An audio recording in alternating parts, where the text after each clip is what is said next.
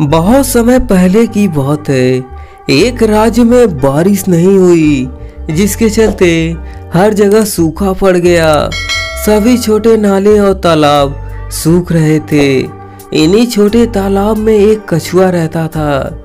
जैसे जैसे छोटे तालाबों का पानी सूख रहा था, वैसे वैसे कछुए को अपने अस्तित्व की चिंता सता रही थी।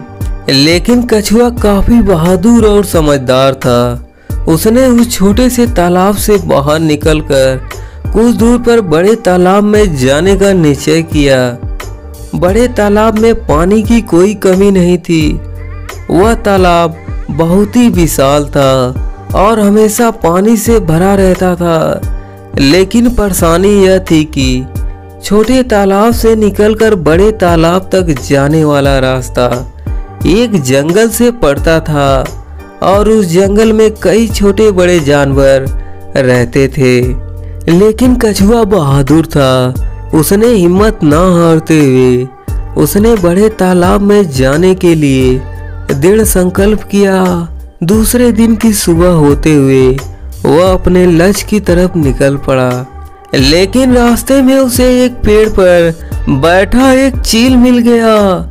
चील ने जब देखा तो चील के मुंह में पानी आ गया। उसने कछुए से कहा, मैंने सुना है कि खाने में कछुए का स्वाद बड़ा ही अच्छा होता है। आज तो मैं तुम्हें ही खाऊंगा। कछुआ तो कुछ समय के लिए डर ही गया, लेकिन वह बहुत ही बुद्धिमान था। वह थोड़ी देर के लिए शांत रहा और उसने चील से कहा, चील भाई, आपने शायद कुछ गलत सुना है। लगता है आपके किसी दुश्मन ने आपको मारने की साजिश में कहा होगा। मुझे खाने में आपका कोई फायदा नहीं, क्योंकि मेरी कठोर खाल आपके गले में फंस जाएगी और आप मुसीबत में फंस जाओगे और हो सकता है कि आपकी मृत्यु हो जाए। कछुए की यह बात सुनकर चील सोच में पड़ गया।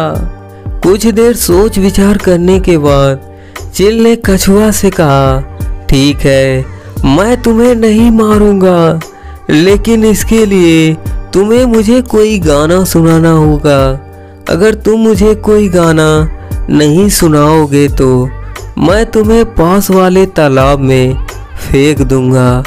चील की यह बात सुनकर कछुआ मन ही मन खुश हुआ और फिर डरने का झूठा ही नाटक करते हुए कहा, चील भाई, ऐसा मत करना, मुझे गाना नहीं आता और पानी से मुझे बहुत ही डर लगता है। मैं पानी में डूबकर मर ही जाऊंगा। कृपया करके मुझे पानी में मत फेंकना। कछुए को डरा समझकर चील बहुत खुश हुआ और उसने कछुए को पकड़कर पास वाले बड़े तालाब में फेंक दिया। गहरे ठंडे पानी में पहुंचते ही कछुए ने राहत की सांस ली और खुशी से झूम उठा। कछुआ तैरते हुए बीच तालाब में पहुंच गया और अपनी मूड़ी निकालते हुए कहा, चील भाई, तुम्हारा बहुत ही धन्यवाद। चील ने जब यह बात सुनी तब उसे अपने भूल का एहसास हुआ, लेकिन अब वह कुछ नहीं कर सकता था, क्योंकि कछुआ अब बहुत ही गहरे पानी में पहुंच चुका था। चील पछताते हुए वापस लौट गया। दोस्तों, मैं तो यही कहूँगा, मुश्किल समय में धैर्य से काम लेना चाहिए और थोड़ा दिमाग से भी सोचना चाहिए, और बाकी आप पे डिपेंड करता है।